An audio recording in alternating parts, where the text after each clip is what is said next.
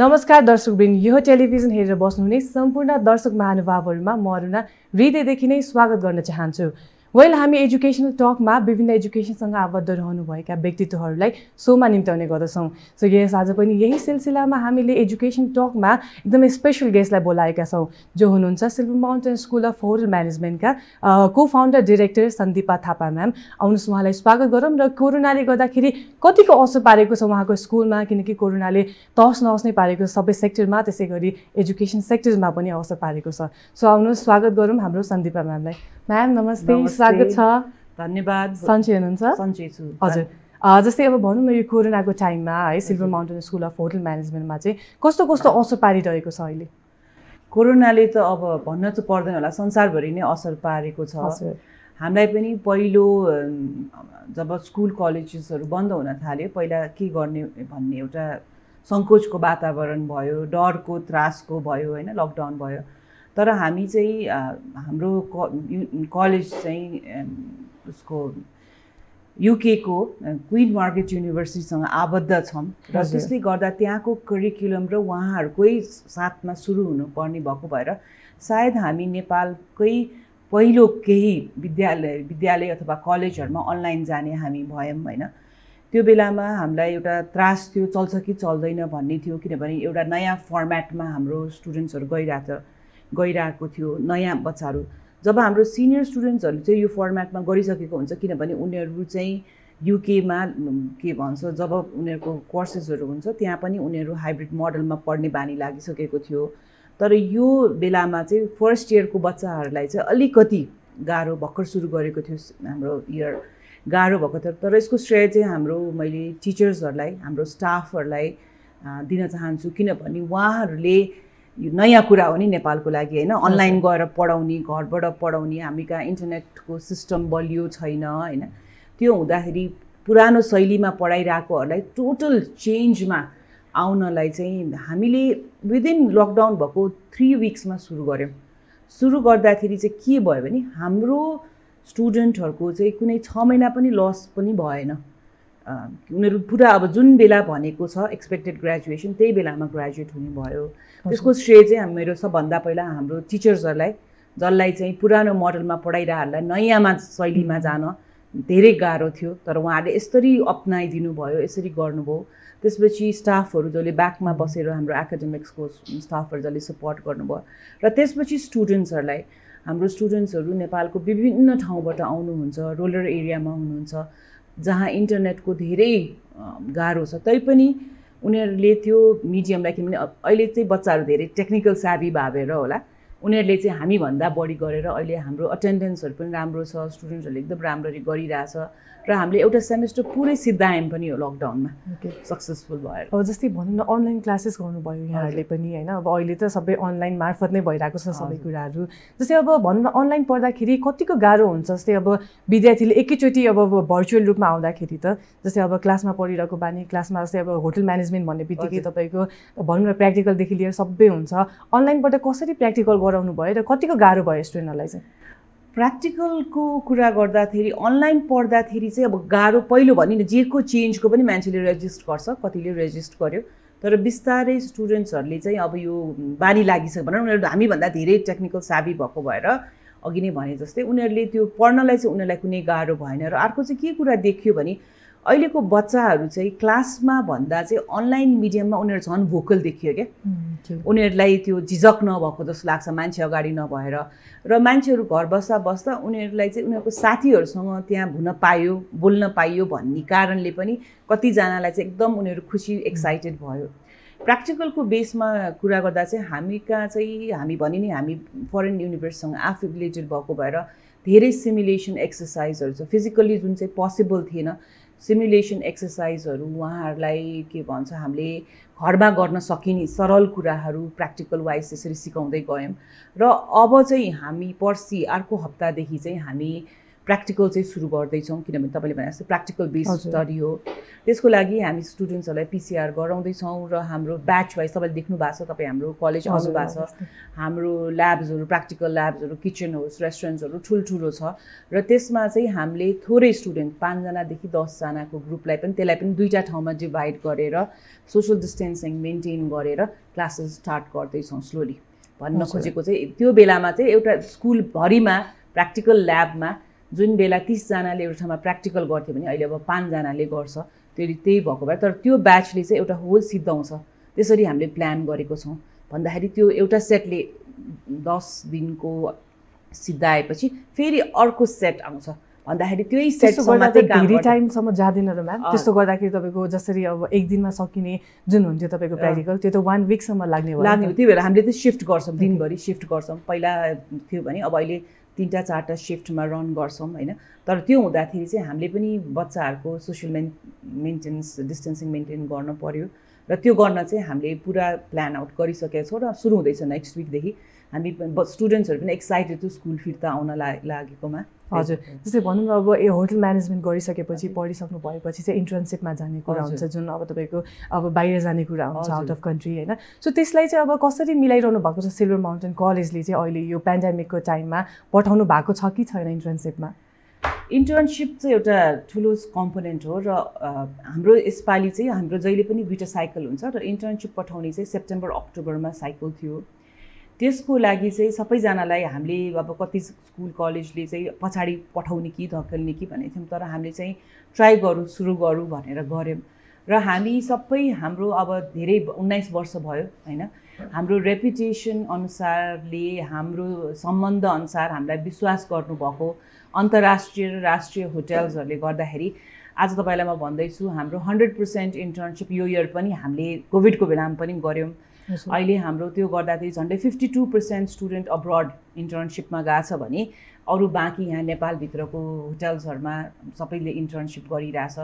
त्यो चाहिँ हामीलाई नै आफैलाई एकदम गर्वको कुरा लागेको छ किनभने हामी के भन्छ मार्केटमा अहिलेसम्म राम्रो रेपुटेसन रहेछ र उहाँहरूले खोल्ने बित्तिकै हामीलाई अप्रोच गर्नुभयो र हाम्रो स्टुडेन्टले यस्तो बेलामा इन्टर्नसिप गर्न पाउनु होटल्सहरूमा भनेको ठुलो लर्निङ एक्सपिरियन्स हो किनभने यो त जिन्दगीभर जस्तो भैँचालोको बेलामा हामीले यस्तो गरेका थियौँ भने जस्तै कोभिडको बेलामा कसरी म्यानेज गर्ने त त्यो त गेस्ट म्यानेजमेन्ट एउटा नयाँ आयाम जुन टुरिज्ममा आएको छ त्यो सिक्ने मौका पाएको भएर धेरै खुसी लागेको छ। हजुर, जस्तै एउटा क्वेसन चाहिँ मैले तपाईँको कस्तो भन्दाखेरि अब अलिक कतिपय मान्छेले चाहिँ जस्तो भनौँ न तपाईँको दर्शकबिनहरू कतिपय हुनुहुन्छ होइन, जस्तै अब होटलमा काम गर्ने जो चाहिँ HM पढ्नु भएको थियो र होटलमा काम गर्ने यो पेन्डेमिकले गर्दाखेरि चाहिँ उहाँहरूको चाहिँ अहिले अब जब नभएको छ होइन, किनकि अब जब अब पेन्डेमिकले गर्दाखेरि उहाँहरूलाई बोलाउनु भएको छैन जबमा। सो त्यस्तो केसमा चाहिँ अब कतिपय मान्छेले अब HM पढेर केही फाइदै छैन, होटल म्यानेजमेन्ट पढेर केही फाइदै छैन, मैले यता गएर त्यो भनौँ न अलिकति नराम्रो काम गर्नुपर्ने हो भन्ने जस्तै जो कन्सेप्ट बसिसकेको छ, यो कन्सेप्टमा चाहिँ के छ यहाँको भनाइ?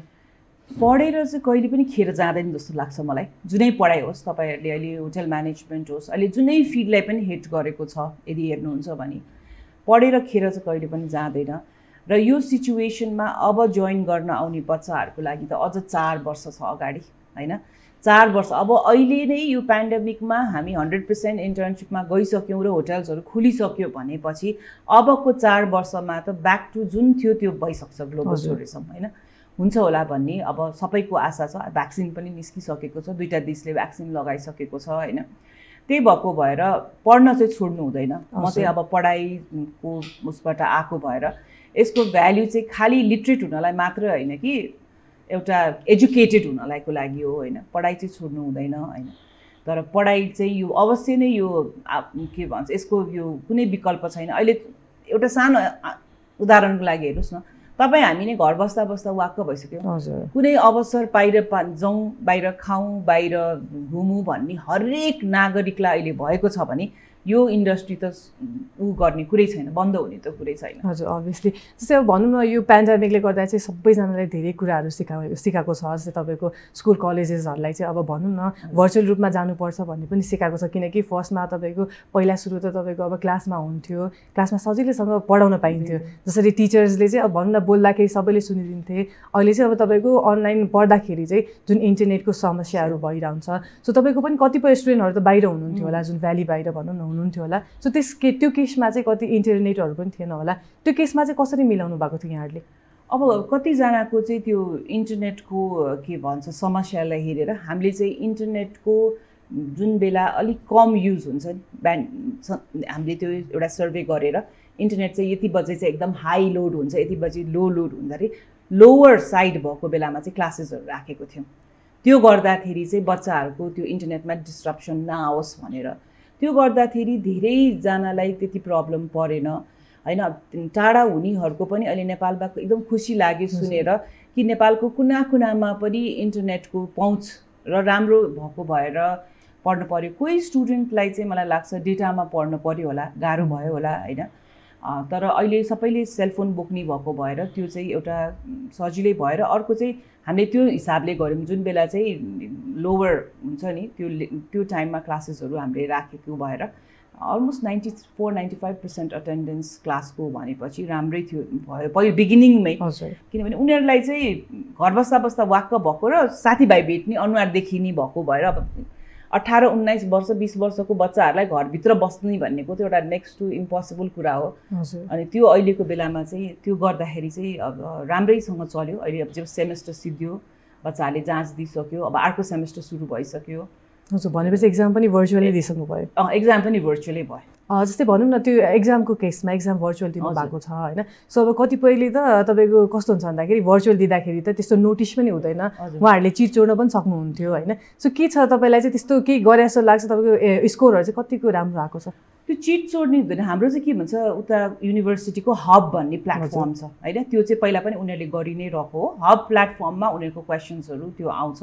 त्यो आएपछि हाम्रो त्यहाँ इन्भिजिलेटर्सहरू बसिरहेको हुन्छ हाम्रो त्यो एउटा मात्रै टिचर हुँदैन 3-4वटा टिचर्सहरू बसिरहनु भएको छ उहाँहरूको काम चाहिँ कसले के गरिरहेको छ अरे क्यामेरा अन हुनै पर्ने हो क्यामेरा हुनुपर्ने हो र सबमिसन मेथड पनि हाम्रो त्यो फोटो खिचेर पठाउने होइन कि सबमिसन च्यानलै भएको भएर त्यति गाह्रो भएन त्यसमा प्र्याक्टिकलको स्कोरहरू चाहिँ कसरी दिनुभयो त प्र्याक्टिकलको चाहिँ उनीहरूको चाहिँ यो बेलामा चाहिँ प्र्याक्टिकलै हामीले गराएको छैन त्यो जुन फिजिकल प्र्याक्टिस जुन सिमुलेसन्सहरू गर्यो अब त्यो प्र्याक्टिकल्सहरू चाहिँ अब आएर गर्छ त्यो प्र्याक्टिकलको सेक्सन चाहिँ जुन प्र्याक्टिकल पनि हाम्रो यो 25% हुने होइन कि एउटा सब्जेक्टै हुन्छ त्यसलाई चाहिँ अलिकति हामीले ढिलो बनाएर अब चाहिँ त्यो सुरु गर्दैछौँ कि हजुर जस्तै अब भनौँ न एडमिसनको केसमा चाहिँ अब तपाईँको एडमिसन लिनुपर्ने टाइम त भइसकेको छ होइन तपाईँको अब ब्याचलर्समा अब +2 दिएर सकिसक्नु पनि भएको मान्छे कतिपयलाई चाहिँ एडमिसन लिने पनि बेला भइसकेको छ अब यो पेन्डेमिकको टाइममा त तपाईँलाई अब भनौँ न कलेज भिजिट गरेर बुझ्ने कलेज कस्तो छ के छ भनेर त्यो बुझ्ने सिचुएसन छैन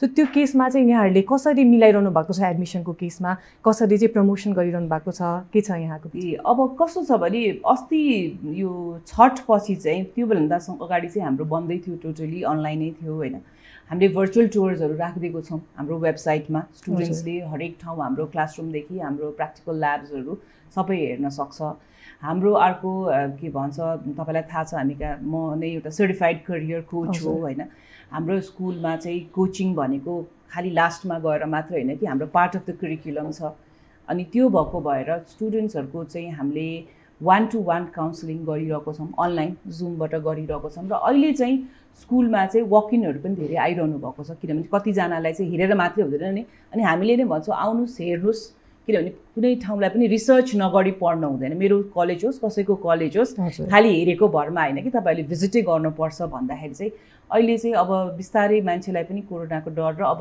गर्नुपर्ने टाइम आइसक्यो अब 12को रिजल्ट हुने बेला भइसक्यो होइन त्यही भएको भएर फ्लो राम्रो छ होइन अब विद्यार्थीहरूलाई पढ्नुपर्छ भन्ने पनि छ अब घरै बसेर पनि भएन है होपफुली अब सरकारले पनि बिस्तारै प्रिकसनरी मेजर्सहरू राखेर खोल्छ नै होला कलेजहरू होइन हजुर जस्तै अब भनौँ न गभर्मेन्टले चाहिँ अहिले अब रिसेन्टली नोटिस पनि कति धेरै आइरहेको छ होइन न्युजहरूमा तपाईँले देख्न सक्नुहुन्छ कि अब स्कुल कलेज चाहिँ अहिले खोल्नुहुन्न यो पेन्डेमिकको टाइममा झन् बच्चा बच्चीलाई चाहिँ मेन भनौँ न गाह्रो हुन्छ यहाँ उनीहरूलाई चाहिँ कस्तो स्कुलमा आएर तपाईँको अब साथीभाइसँग खेल त भइहाल्छ अभियसली साथीभाइसँग कुराकानी हुन्छ अनि टसमा भइरहेको हुनाले चाहिँ अलिकति गाह्रो छ भने जुन नोटिसहरू निकाल्नु भएको छ अब के छ तपाईँको विचार चाहिँ त्यसमा त्यो अब स्कुल नै नखोलेर बस्ने कलेज नै नखोलेर बस्ने त्योवाला विचारमा चाहिँ यहाँको के छ त्यो चाहिँ अब पोसिबल हुँदैन जस्तो लाग्छ तपाईँले संसारभरि अन्डर डेभलप नेसन्सहरू हेर्नुभयो भने यो कोरोनाले गर्दा चाहिँ संसारभरि हाइब्रिड मोडलमा गयो एजुकेसन, त्यो चाहिँ हामीले एक्सेप्ट गर्नुपर्छ।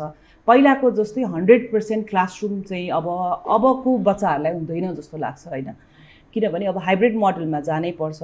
स्कुलहरूले सोसियल डिस्टेन्सिङ मेन्टेन गरेर सक्ने जति अनलाइन, त्यसपछि नसक्ने जति के भन्छ क्लासरुम गरेर, त्यो मैले अघि नै भनेको छु सेट, एउटै सेट आउने अनि त्यो सेटले सिद्धाउने, त्यसपछि अर्को सेट गरेर चाहिँ अर्को 5-6 महिना जबसम्म यो स्लो डाउन हुँदैन त्यो चाहिँ स्कुलहरूले प्रिकसन गर्नुपर्छ। अहिलेको लागि अब तपाईँ हेर्नुहोस् ठुल्ठुलो युनिभर्सिटिजहरू वर्ल्डको होइन, आइभी लिगदेखि टप युनिभर्सिटिजहरू सबै अनलाइन मिडियममा छ। अब मैले अघि भने मेरै छोरा पनि इन्जिनियरिङ गरिरहेको छ अमेरिकामा, तर उसको इन्जिनियरिङ जस्तो प्र्याक्टिकल बेस्ड सब्जेक्ट पनि सबै सिमुलेसन्स एक्सर्साइजेसहरूबाट उनीहरूले अहिले, किनभने बच्चाको हेल्थ सबभन्दा ठुलो हो होइन, हेल्थ पछि अरू कुरा आउँछ, लाइफ पछि अरू कुरा आउँछ, त्यही भएर उनीहरूले पनि त्यो मोडलमा गरेर बच्चाहरूलाई चुज गर्न दिइरहेछ होइन। त्यही भएर हाइब्रिड मोडलमा जानुपर्छ। बच्चा भनेको सबभन्दा प्रेसियस कुरा हो बाबुआमाको लागि।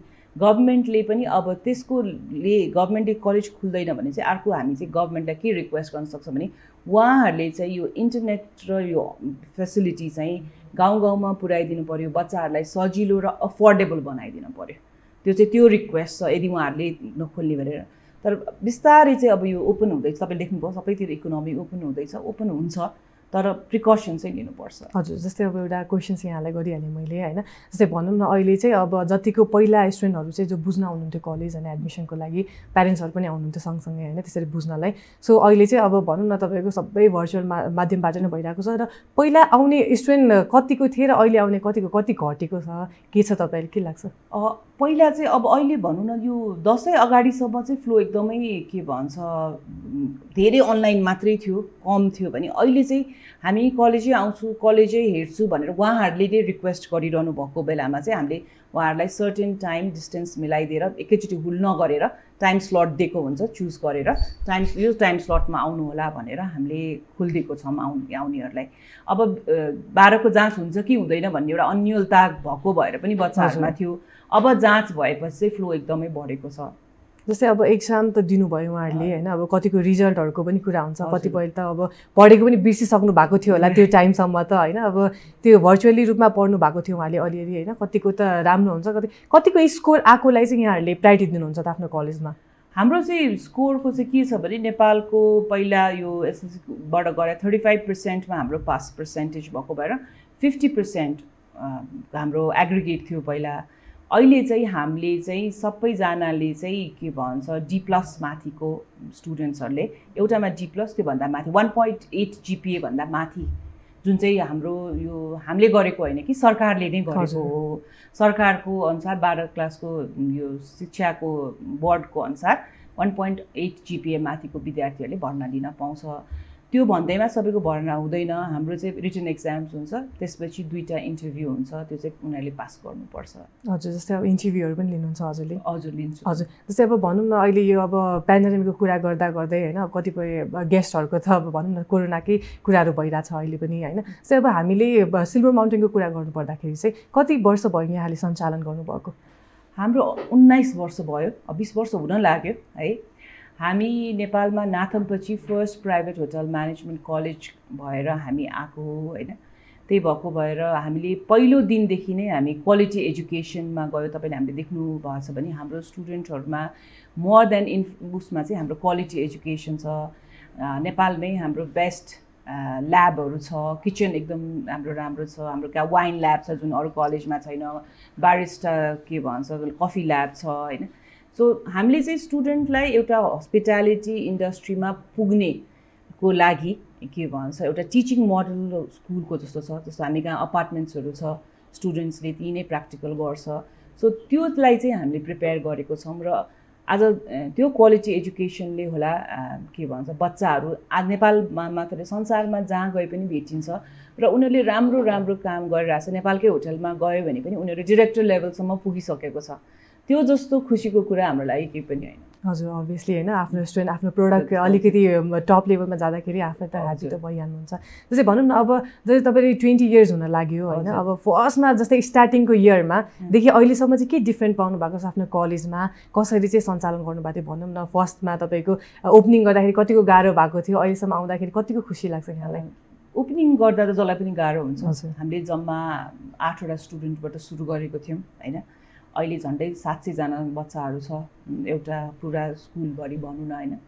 त्यो छ र अलिक खुसी लाग्छ किनभने जुन हामीले एउटा एथिकल भ्याल्यु लिएर खोलेको थियौँ हामी क्वालिटी एजुकेसनमा हो, हामी बिजनेस गरेको प्रफिट, तर प्रफिट मात्रै एउटा भिजन लिएर, किनभने हामी सबै होटल म्यानेजमेन्ट गरेको को फाउन्डर्सहरू भएको भएर हामीलाई चाहिँ यो इन्डस्ट्रीमा प्यासन छ, हामीलाई यो इन्डस्ट्रीबारे थाहा पनि छ र हामी एकदम प्यासनेट छौँ र हामीले चाहिँ रिसर्च बेस्ड अनुसार के बेस्ट दिन सकिन्छ आफ्नो बच्चालाई भनेर इभल्भ गराइरहेको। त्यही भएर हामी कहाँ भनौँ न स्टेट अफ द आर्ट फेसिलिटिजहरू दिइरहेको छौँ। के भन्छ जस्तो वाइनको, कफीको, बारको, यो सबै कुराहरू जे छ स्टेट अफ द आर्ट छ। हाम्रो करिकुलम पनि यो जुन युनिभर्सिटीसँग हामी आबद्ध छौँ उनीहरू रिसर्चमा एकदमै अगाडि छ। त्यही भएर अहिले चाहिँ अब हामी स्ट्याग्नेन्ट 50-20 वर्ष पुरानो करिकुलम पढ्दैन, उनीहरूको करिकुलम हरेक एभ्री इयर रिभाइज भइरहेको छ। सबभन्दा गर्वको कुरा त्यही लाग्छ कि स्टेट अफ द आर्ट कुरा थाहा पाइरहेको छ स्टुडेन्टहरूले।